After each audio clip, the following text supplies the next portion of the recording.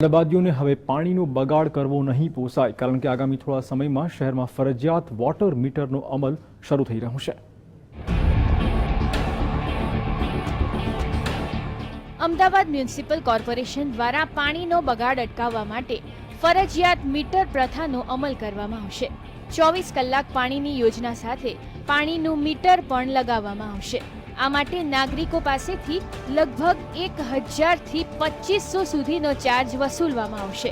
શહેરીજનોને મીટરનો ચાર્જ તો ચૂકવવાનો રહેશે, સાથે સાથે પાણી ચાર્જ પણ ચૂકવવો પડશે. નિશ્ચિત કરેલા પ્રમાણમાં પાણી નિઃશુલ્ક મળશે, પણ ત્યારબાદ ચાર્જ વસૂલવામાં આવશે.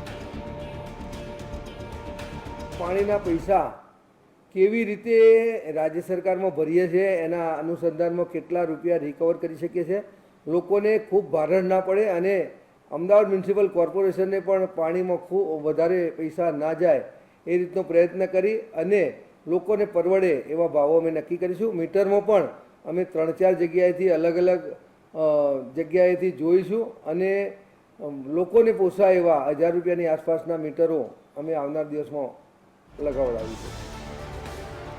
કોર્પોરેશન વોટર મીટર નાખે તે પહેલા ઘણી સોસાયટીઓમાં આ પ્રથા અમલી છે.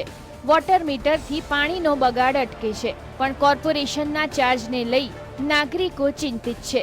એવું પણ ચર્ચાઈ રહ્યું છે કે મીટર લગાવીને કોર્પોરેશન કોઈ ચોક્કસ કંપનીને ફાયદો કરાવી આપશે. મીટર નાખવાથી એક રીતે તો સારું છે કે પાણીનો બગાડ થતો અટકે છે અને જે બી વ્યક્તિને જરૂર હોય એ વ્યક્તિ સુધી પાણી પહોંચી શકે છે. તો પાણી જે લોકો બેફામ યુઝ કરતા હતા અને જેનો બગાડ કરતા હતા એ મીટર લાગવાથી, ચાર્જ લાગવાથી એ લોકોને ડરથી એ લોકો પાણીનો વ્યય કરતો અટકાવશે. પણ બીજી બાજુ નેગેટિવ એ બી વસ્તુ છે કે કોર્પોરેશન જો મીટર લગાવશે અને એનો રેટ ચાર્જેબલ, અમુક લીટર તો પાણી ફ્રી આપવાની જ છે પર હાઉસ, બરાબર. એના પછી કેટલો ચાર્જ લગાવવાની છે, કારણ કે હેવી ચાર્જ લગાવશે તો સામાન્ય પબ્લિકને પોસાશે નહીં. વોટર મીટરને કારણે શહેરીજનો પર બોજો વધશે એ વાત સાચી, પરંતુ એ પણ હકીકત છે કે તેનાથી પાણીનો બગાડ અટકશે. હાલ પાણીનો જે બગાડ થાય છે તેમાં ઘટાડો થશે. જો કે જોવાનું એ રહે છે કે વોટર મીટર શરૂ ક્યારે થાય છે અને શહેરીજનો તેનો કેવો પ્રતિસાદ આપે છે.